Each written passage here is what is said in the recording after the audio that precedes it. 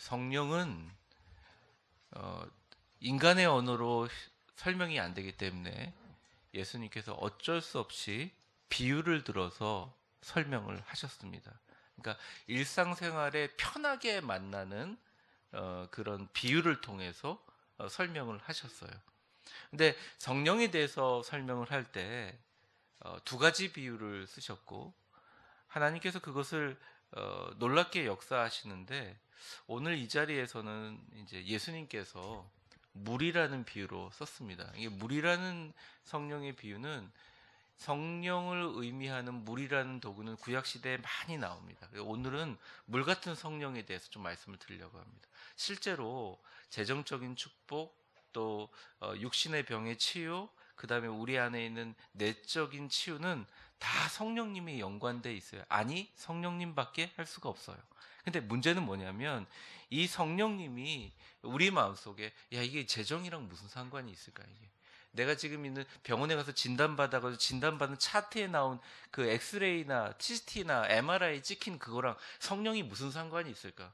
또 내 안에 있는 마음의 깊은 병들은 심리학 치료사들이나 아니면 정신의학자들한테 찾아가지 이게 무슨 상관이 있을까라고 얘기하는데 예수님께서 직접 오셔서 그게 아니다라고 하면서 진짜 마음의 병든 자 그리고 예수님이 마지막 죽어가시는 그 무덤조차도 어, 그 당시에 있는 가장 그 지역이 부유한 사람의 무덤 속에서 예수님 묻게 됐어요. 그러니까 하나님께서 우리에게 주시는 물질 또 우리에게 주시는 잘 쓰라고 장막 생활 동안 잘 쓰라고 주신 육체 그리고 우리가 또 생활하면서 우리 안에 내적 에너지 전부 다 성령님과 관련이 있다는 것입니다. 근데 오늘 물 같은 성령님에 대해서 얘기해보고 그 성령님의 충만이 나머지 것을 다 포함한다는 것을 같이 한번 나눠보도록 하겠습니다. 오늘 본문의 말씀을 먼저 들어가 보면 37절에 명절 끝날이라고 나와 있습니다. 이게 명절이 뭐냐면 초막절이에요. 자, 초막이 뭐냐면 장막입니다. 이 장막은 뭐냐면 여러분들 그 뭐 텐트 그냥 얘기하는 거잖아요. 초막절 하는 이유는 딱 한 가지예요. 자꾸 이스라엘 사람들이 예전에 광야에서 출애굽할 때의 그 간절함과 첫 마음들을 잊어버려요. 그러니까 1년에 꼭 9월에 추수할 때 또 9월 중순에서 10월살까지 초막절을 합니다. 초막절은 여러 가지 행사가 있는데 그 중에 행사 중에 제일 중요한 것이 뭐 있습니다. 근데 초막절은 말 그대로 집 근처에 텐트를 치고 살면서 옛날에 조상들이 집이 없고 광야에서 생활한 것을 재현합니다.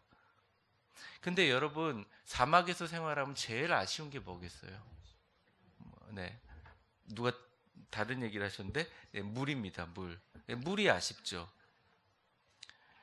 모세가 이제 출애굽기 17장까지 이동하면서 뭐 여러 가지 그 백성들 가운데 이동하는 불만이 있고 그랬지만 가장 큰 위기가 뭐냐면 모세가 정말 하나님께 기도할 때 진짜 말도 안 되는 아쉬운 말을 한 적이 있어요.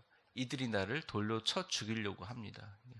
사람들이 아무리 이동을 하고 잘하고 뭐 만나도 주고 매출하기도 주는데 물이 없으니까 이게 화가 난 거예요. 우리를 죽게 하느냐. 그래서 르비딤에서 영적 지도자인 모세를 돌로 쳐 죽이려고 합니다. 그래서 모세가 뭐라 기도하냐면 하나님께 이들이 정말 나를 쳐 죽이려고 합니다. 주님. 그랬더니 주님께서 얘기하신 게 그러면 호렙산으로 올라가서 지팡이를 들고 그것을 반석에 대면 이 물이 나올 것이다. 그 광야 시절에 물이 나온 것을 기념하는 행사가 뭐냐? 너희들이 그렇게 물이 없었는데 물을 주는 행사가 뭐냐? 바로 초막절이라는 거예요. 그러니까 초막절이 가장 중요한 행사는 텐트 치는 것도 중요하지만 초막절에는 한 15km 정도 행렬을 벌려요. 그리고 중간중간마다 사람을 세워놔요. 그리고 맨 끝에 그 성전의 금으로 된 물두덩이에 여러분 동영상을 있으니까 안 적으셔도 됩니다. 또 물두덩이에 그 15km에서 물을 길어가지고 거기가 어디냐? 여러분들 잘 아는 연못이에요. 실로암의 연못에서 물을 길어가지고 제사장이 그 물을 들고 옵니다. 그러니까 사람들이 물이 떨어질까 이렇게 받치기도 하고 그러면서 쭉 들고 와가지고 마지막 제사장들이 은으로 된 나팔을 부르고 그 다음에 마지막 그 물을 가지고 이렇게 금 제단에 주르륵 부을 때 사람들이 전부 다 박수치면서 환영하면서 이 종려나무 가지를 흔들었어요. 네. 요런 배경들 좀 종려나무 가지를 흔들었어요. 근데 이걸 언제 하느냐? 매일 하는 거예요. 이게 초막절이 7일입니다. 7일 동안 하는데 8번째 날은 다른 의미가 있으니까 매일 했어요. 그것을. 매일 할 때마다 그런 행사를 한 이유가 뭐냐? 너희들이 정말로 어려움이 있고 고통이 있고 힘듦이 있고 광야 생활할 때 너희들에게 정말 너희들이 불만도 하고 어려움도 있고 깨어짐도 있었지만 결국 반석에서 물이 나와가지고 하나가 되고 생명의 근원인 물이 있지 않냐? 그 물이 누구냐? 하나님이다. 그 보여주는 행사인 거예요. 다시 한번 상기하게 하는 행사예요. 근데 문제는 뭐냐면 7일 동안 행사를 매일 하고 나서 끝날이 문제예요. 끝날이 8일이에요. 뭐 여러 논란이 있지만 지금 현재 이스라엘의 문헌 기록에 보면 8일이에요. 8일째가 명절 끝날이라는 거예요. 끝날은 뭘 하냐? 사람들이 다 안식하는 날이에요. 아무것도 안 해요. 가만히 쉬는 거예요. 하나님 생각하면서. 자, 그걸 생각하면서 37절 한번 읽어보도록 하겠습니다. 37절 같이 읽겠습니다. 시작. 명절 끝날 곧 큰 날에 예수께서 서서 외쳐 이르시되 누구든지 목마르거든 내게로 와서. 자, 명절 끝날 물 기르는 행사를 합니까 안 합니까? 안 하지요. 근데 예수님께서 갑자기 큰 소리로 외쳐 버립니다. 좀 뜬금없죠? 예수님 목소리가 아주 목청이 좋으셨던 것 같아요. 그러니까 사람들이 다 쳐다보는 거죠. 왜냐하면 쉬는 날이기도 하니까 그때 사람들이 외칠 때 집중이 되죠. 그러면서 예수님께서 얘기하십니다. 예수님의 말씀이니까 우리 같이 한번 따라해보겠습니다. 누구든지 목마르거든 내게로 와서 마셔라. 이게 엄청난 얘기예요. 그 예전에 몇백 년 전에 그런 엄청난 일들, 그러니까 1000년이 넘은 일들을 예수님이 와가지고 누구든지 목마르거든 내게로 와서 마시라라고 합니다. 그러니까 그 말이 뭐냐면 저 사람 미친 사람 아니야? 그렇게 볼 수 없었던 게 바로 그 웅덩이, 그걸 물두덩이에다 붓는 그 자리에서 얘기를 해요. 내가 뭐다? 생명의 근원이다. 생수의 근원이다. 내게로 와서 마셔라. 여기서 중요한 단어가 내게로 와서입니다. 나를 마셔라가 아니에요. 그러니까 예수님이 생수가 아니라 뭐죠? 예수님은 저를 따라서 예수님은 생수의 근원, 생명의 근원이라는 거죠. 그러니까 이거 얼마나 큰 얘기입니까?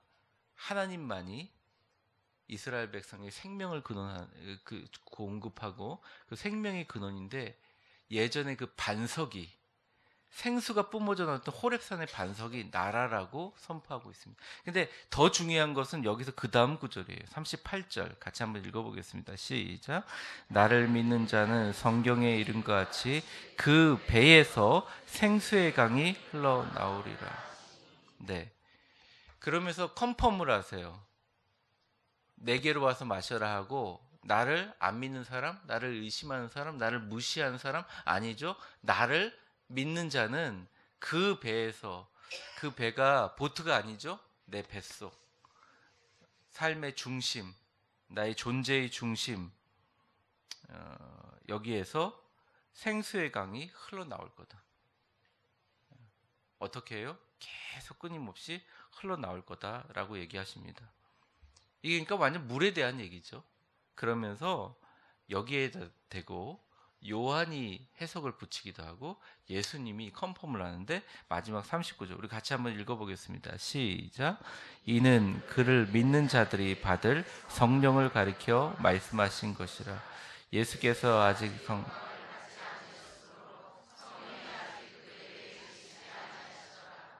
아멘. 이 성경 구절에 대해서 깊이 설명하는데 시간을 들이지는 않겠습니다. 하지만 중요한 건 뭐냐면 예수님께서 얘기하신 거예요. 물 자체가 뭐냐? 나는 근원인데 물 자체가 뭐냐? 이것은 나를 믿는, 예수님을 믿는 자들이 받을 성령님을 얘기하신 것이다. 예수님께서 성령을 설명할 길이 없는 거예요. 성령을 설명할 길이 없는 거예요. 그게 물 자체다. 근데 잘 보세요. 그냥 물이에요? 뭡니까? 광야 생활에서 영적 지도자를 죽이려까지 생각했던 그 사람이 목마르면 음식은 없어 살지 물 없이는 못 살잖아요. 그러니까 생명이 완전 근원인 거죠. 그 물이 바로 성령이다. 그러니까 예수를 나를 믿는 자들에게 배에서 흘러나오는 성령의 생수가 없이 신앙생활 한다는 것은 정말 메마른 일이에요. 너무너무 고통스러운 일이에요. 아픈 일이에요. 오늘 성령은 물이다라는 개념으로 좀 설명을 하려고 합니다. 그러니까 과거에 호렙산에서 반석 쳤을 때 나온 물은 제가 보기에는 엘림 호수까지 이동할 때까지 또 여러 가지 그런 이동할 때까지 며칠만 갈증을 해소했지만 영원토록 끊임없는 물이다. 예수님께서 요한복음 4장에서도 예배는 영과 진리로 드리는 거라 하면서 우물가의 여인에게 또 그런 얘기를 하셨어요. 내가 생수라는 것을 암시적으로 표현했습니다. 이 물을 길는데 이거 영원히 목마르지 않는 샘물을 나에게 주리라. 그것은 여러분 예수 그리스도와 물이 연결되어 있고 그 물은 성령님과 연결되어 있다는 것입니다. 이 가운데 예수 그리스도와 동행하지 않는 분들이 가장 받기 힘든 것이 성령이에요. 많은 분들이 그렇게 얘기합니다. 자기가 갖고 있는 마음 가운데 마음에 있는 것을 무너뜨리고 자기 스스로 무너뜨리고 복종시켜가지고 성령을 받으려고 하는데 반은 맞고 반은 틀린 게 그 가운데 예수님의 영에 동행함이 없으면 성령을 받기가 굉장히 어렵습니다. 오늘은 성령의 속성, 물의 속성을 세 가지를 말씀드리며 이게 우리의 축복과 어떻게 연관되는지 말씀을 좀 드리려고 합니다. 첫 번째 기능, 그러니까 성령의 첫 번째 기능이 뭐냐면 anointing이에요. anointing이 뭐냐면 부어주신다라는 거예요. 부으심이라는 뜻이라는 거죠. 한번 저를 따라해 보겠습니다. 위에서부터 아래로 부어지는 성령의 속성. 그러니까 이 지리상으로 이 실로암의 연못이 약간 위쪽에 있었어요. 그래서 이렇게 사람들이 15km 이동하면서 제사장이 이 물을, 거룩한 물을 가지고 물두덩이에다 이렇게 쭉 붓는 것을 보여주면서 누구든지 목마르면 이 물처럼 나에게 마시라라고 했는데 성령의 속성이에요. 위에서부터 아래로 부어지는 속성입니다. 그래서 성령님의 충만함을 위해서 기도할 때 주여 우리 안에서 밑에서 복받쳐 주시옵소서 이렇게 기도는 맞지가 않아요. 성령님 하늘로부터 위에 부어 주시옵소서. 근데 성령의 기름을 부어 달라는 얘기를 많이 들었을 겁니다. 구약 시절에 보면 하나님께서 우리를 왕 같은 제사장으로 세울 때 성령의 기름 부으심을 부을 때 위에서부터 아래로부터 쭉 부어 주시는 거예요. 여러분 물 부을 때랑 기름 부을 때랑 조금 다르죠. 기름을 부으면 저도 머리에 기름을 부은 적은 없는데 한번 나중에 해보려고 그래요. 그 참기름을 갖고 머리에다 좀 부어보면 어떻게 될까? 꼬부랑 머리가 좀 펴질까 잘 모르겠는데 쭉 한번 부어보려고. 부으면 찐득찐득하게 이렇게 쭉 내려오잖아요. 예수님의 장사를 예비한 정말 마리아, 막달라 마리아라고 나오는 게 그 마리아의 고백처럼 향유를 머리에 부을 때 이게 쭉 쳐지잖아요. 성령님의 역사는 우리의 머리, 지성으로부터 시작돼요. 그러니까 이 부어지는 것이 성령님의 역사가 왔어 때려 막 있는데 그게 어느 정도는 맞는 거긴 해요. 그분의 마음 맞아요. 근데 성령님의 역사가 제일 처음에 건드리는 부분은 철저하게 머리서부터 부어져요. 지성부터 변화되기 시작해요. 그러니까 내가 지금까지 생각하는 3차원적인 세상에 그 외에 있는 거구나. 보이지 않는 세계가 있구나. 나의 지성이 열리기 시작합니다. 그래서 성령님의 조명함에 역사가 일어나기 시작하는 거죠. 그래서 여러분 성령 충만을 구할 때 부어달라는 기도를 해야 돼요. 그리고 또 하나의 뭐냐면 성령의 부어지는 속성은 재정과도 연관이 됩니다. 그러니까 하나님 앞에 기도할 때 주여 하늘에서 나에게 하늘 창고를 열으시고 나에게 말할 수 없는 축복을 부으소서라는 구절이 되게 많이 나오는데 재정은 하나님께서 부어주셔야 되는 거죠. 우리가 땅에서 소산을 심어가지고 뽑을 수도 있지만 하나님께서 위로 부어주시는 것들이 있다는 거죠. 그러니까 성령님의 첫 번째 속성은 뭐냐? 위에서 아래로 부어주시는 물의 속성을 가지고 있다. 구약 성경에서 수많은 구절들이 힌트를 줍니다. 여러분 혹시나 한번 적어보세요. 잠언 1장 23절입니다. 그러니까 구절만 적어보세요. 한번 동영상으로 보여주십시오. 잠언 1장 23절. 네. 같이 한번 읽어보겠습니다. 시작. 나의 책망을 듣고 보라, 내가 나의 영을 너희에게 부어주며 내 말을 너희에게 부어주. 네, 맞습니다. 하나님의 영이 부어주면 하나님의 음성이 들리고 또 우리의 언어와 우리의 지성들을 바꾸게 된다는 것이죠. 그리고 또한 이 속성이 위에서부터 아래로 온다는 속성들을 얘기한 구절이 되게 많은데 한번 적어보세요. 이사야서 32장 15절. 물론 동영상을 나중에 보시면 되겠지만 같이 한번 읽어보겠습니다. 시작. 마침내 위에서부터 영을 우리에게 부어주리니 광야가 아름다운 밭이 되며 아름다운 밭을 숲으로. 여러분들 성령님 앞에 물질적인 축복을 놓고 기도할 때 분리된 거라고 생각하지 마시고 하나님, 광야에 물이 부어지듯이 우리한테 부어지는 역사가, 위에서부터 부어지는 역사가 일어나게 하시고 우리가 열심히 이 땅에 심는 모든 꽃나무들과 조그만 밭들이 큰 밭이 돼서 숲이 이루어지는 역사가 일어나게 하여 주시옵소서. 그러니까 성령님은, 한번 저를 따라해 주세요. 성령님은 모든 것을 위에서부터 아래로 부어주신다. 축복해 주신다. 이게 성령님의 첫 번째 부어주시는 기능입니다. 그러니까 성령님이 물이라고 한다면 부어주신다는 기능이에요. 잘 기억해, 나중에 통성기도 합니다. 두 번째가 뭐냐? 성령님은 구분하고 저장하는 기능을 해요. 성경에 수많은 에스겔이고 뭐고 굉장히 많이 나와 있는데 한 구절만 좀 보겠습니다. 이사야서 58장 12절 말씀. 이사야서 58장 12절 말씀.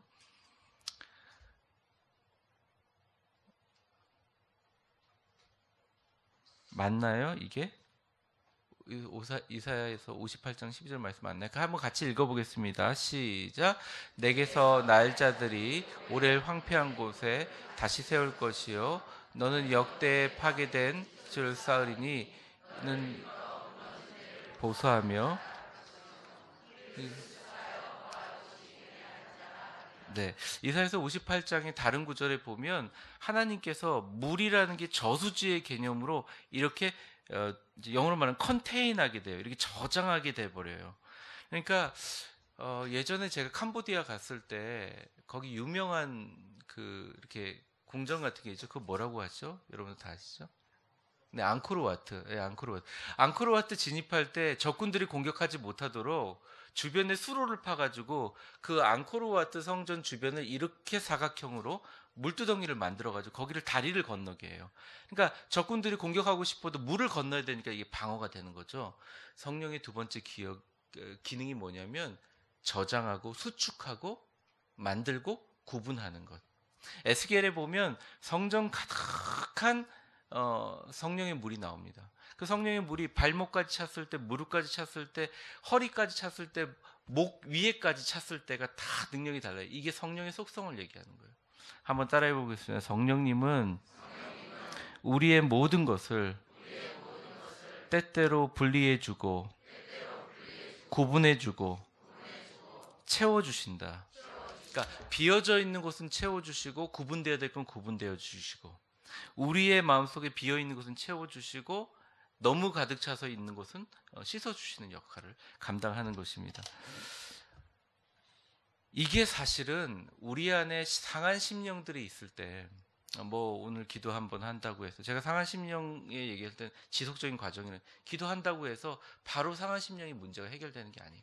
끊임없이 우리 마음속에 나를 괴롭히는 마음과 예전적 갖추고 있었던 여러 가지 아픈 마음과 우리 공격하는 마음들과 나를 하나님의 위대하게 만드시는 하나님의 성령이 주시는 마음, 거룩한 성령님으로 주시는 마음, 영혼을 바라보는 마음 가운데 이것들이 계속 싸우고 힘들어하지 않도록 주님의 성령님을 바라볼 수 있도록 중간에 물로 역사하신다는 거예요. 상한 심령의 치유에 성령님이 굉장히 중요한 역할을 감당하게 된다는 거예요. 여러분, 히브리 말로 오늘 여기 보면 영이라는 말이 있어요. 영이라는 말이 히브리 말로 뭐라고 하냐면, 한번 따라해보세요. 여러분들 참고적으로 네페시.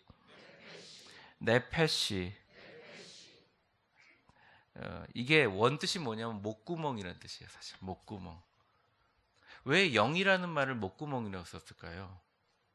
우리의 영은 목구멍과 같아서 성령님이 부어주시면 그냥 갈증이 해소되는. 근데 주님이 오늘 얘기하시는 그 성령님의 갈증은 목구멍에 물 한 잔 마셔서 채워지는 게 아니라 영원히 채워져서 이 배에서 생수의 강이 흘러나오는 이미지를 주님께서 보여주시면서 목구멍과 같은 나의 영을 계속 채워주셔서 내 안에 배에 물이 충만하여 이게 생명력이 흘러서 다른 사람을 적시는 에스겔의 성전의 역사까지 나타나는 거예요. 근데 중요한 게 뭐냐면 세 번째, 이게 육신의 병과 관련돼 있는데 한번 저를 따라해 보겠습니다. 성령님의 중요한 기능은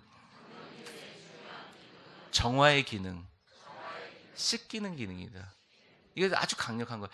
여러분 물로 씻기잖아요. 물로 깨끗하게 씻기잖아요. 그러니까 제가 기도할 때 한 번은 가끔 그러는데 물로 주님 성령의 물로 씻기시고 성령의 불로 태우시고, 근데 어떤 이제 다른 분이 제 동영상을 많이 보시니까 다른 교회 교인분이신데 저한테 목사님 성령의 불로 태우라는 말을 많이 들었는데 성령의 물로 씻기라는 말은 목사님 그거 이단 아닙니까? 웃으면서 얘기하더라고요. 오히려 오순절 날에 역사한 그 성령의 불로 태우는 역사들은 굉장히 이례적인 역사고 하나님께서 교회를 만들기 위해서 특별히 한 역사지, 성령이 하시는 대부분의 일은 물로 씻기는 일이에요. 다윗이 죄송합니다. 밧세바를 범했을 때 주님 앞에 기도하면서 아예 나단 선지자가 와서 우회적으로 표현하는, 너 죽을 거다, 이게. 네 살려두지 않을 거다. 그러니까 다윗이 회개하면서 뭐냐면 우슬초로 나를 씻기소서 그랬잖아요. 예수님께서 문둥병자를 고쳐주실 때, 오늘 좀 딴 데로 많이 하면, 예수님께서 문둥병자를 고쳐주실 때 네가 가가지고 몸을 씻고 제사장에게 보이라 그랬잖아요. 사회성을 회복하라. 근데 그때 제사장이 이게 흔들어가지고 하는 게 우슬초에다가 씻기는 것이거든요. 여러분, 성령님이 여러분들로 오셔서 첫 번째 기능은 머리서부터 붓기 시작합니다. 지성을 건드리고, 두 번째, 우리 마음속에 있는 여러 가지 아픈 마음들이 자꾸 우리 영적으로 방해하지 않도록 물두덩으로 구분을 해버리시면서 우리에 있는 영혼들을 관여하고, 마지막으로 성령님이 하시는 일들이 우리 안에 있는, 특별히 우리 겉에 나와 있는 피부의 병이라든지 안에 있는 내장기관의 병이라든지 우리 안에 있는 또 우리의 관절의 병이라든지 여러 가지 병들을 주님께서 깨끗하게 그 아픈 부분을 씻기기 시작한다는 거예요. 이러한 세 단계의 성령님의 물의 역사를 잘 이해하면 하나님께서 이것을 통해서 역사를 주실 수가 있게 되는 것입니다. 그러니까 우리가 3일 동안 기도하고 간구한 것들이 이렇게 우리에게 적용된다는 것입니다. 성경에서는 많이 힌트를 주세요. 그것이 바로 성령님이 하는 역사이다. 다윗도 굉장히 많은 시를 통해서 힌트를 줍니다. 나의 영이 하지만 그 나의 영은 성령님이 부어주시는 영이라는 힌트를 준다는 것입니다. 자, 정리를 한번 해보겠습니다. 육신의 병은 뭐라고요? 거룩한 상상력의 성령님을 초대해서 씻기는 기능이다. 상처를 소독하면 드레싱을 하듯이 소독약을 붓듯이 씻기는 것이다. 이렇게 생각하시면 돼요. 성경상에 나와 있는 것처럼 나아만 장군의 문둥병을 씻길 때 어디로 들어가라? 요단강으로 들어가라. 그러니까 이 씻기는 기능을 생각해요. 이게 여러분들 제가 조금 구체적으로 나중에 얘기할 기회가 있겠지만 우리의 모든 몸의 병들 가운데 태워야 될 병이 있어요. 그러면 성령님이 불로 태워달라고 기도해요. 근데 씻어야 될 것도 있어요.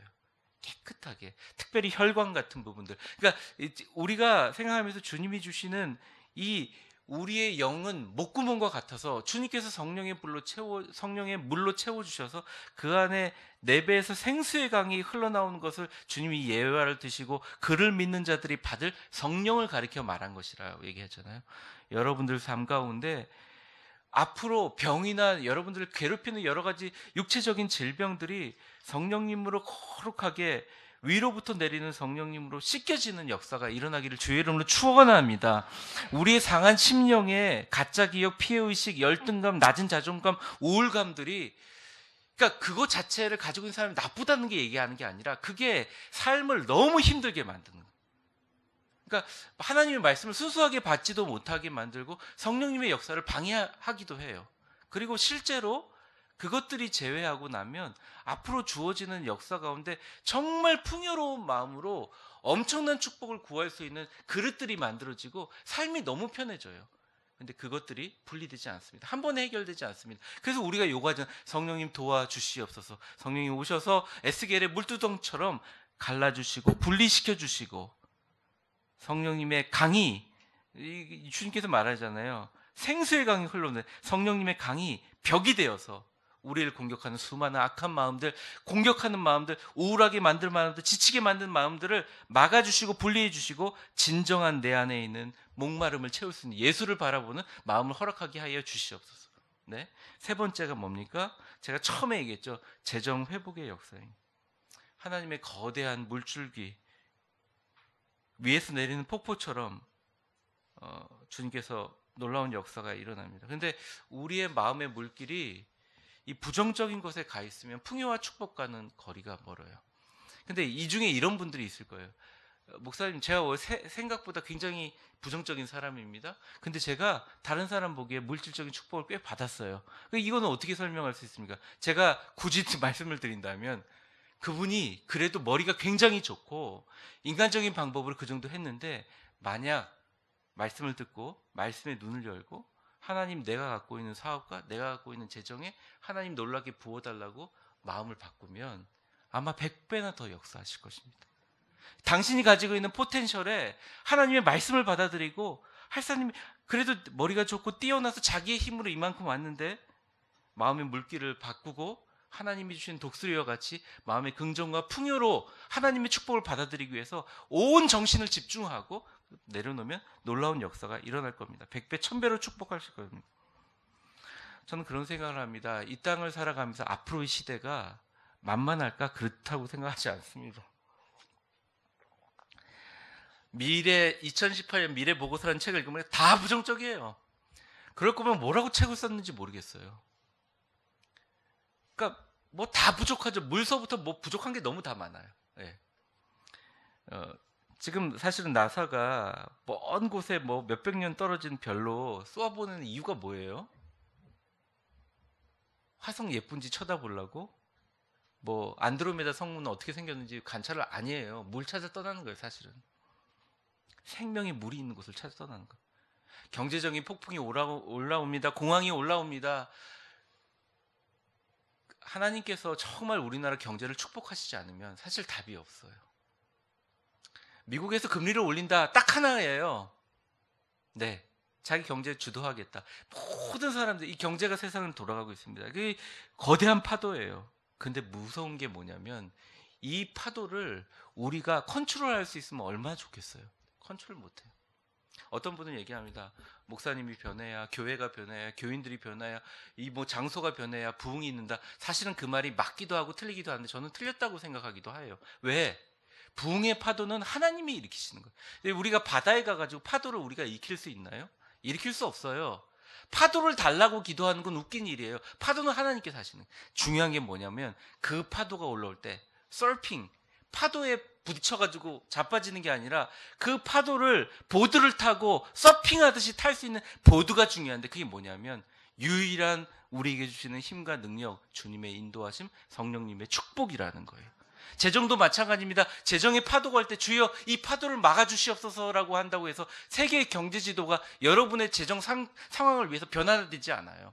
대신 주님께서 위로부터 부어주셔서 성령의 서핑보드를 주시고 이 어려운 재정을 잘 타고 넘어서 오히려 더 어렵고 힘들고 재정적으로 궁핍할 때 하나님의 놀라운 기적의 역사를 좀 쓰게 하여 주시옵소서. 내 인생 마지막에 록펠러 정도 이상으로 하나님께서 축복하여 주셔서 우리 위대한 교회뿐만 아니라 주변의 교회를 살리게 진짜 가치 있는 일을 하면서 살 수 있도록 주님 부어주시옵소서. 우리가 왜 기도하지 못해요? 이게 다 성령님과 연관돼 있다는 것입니다.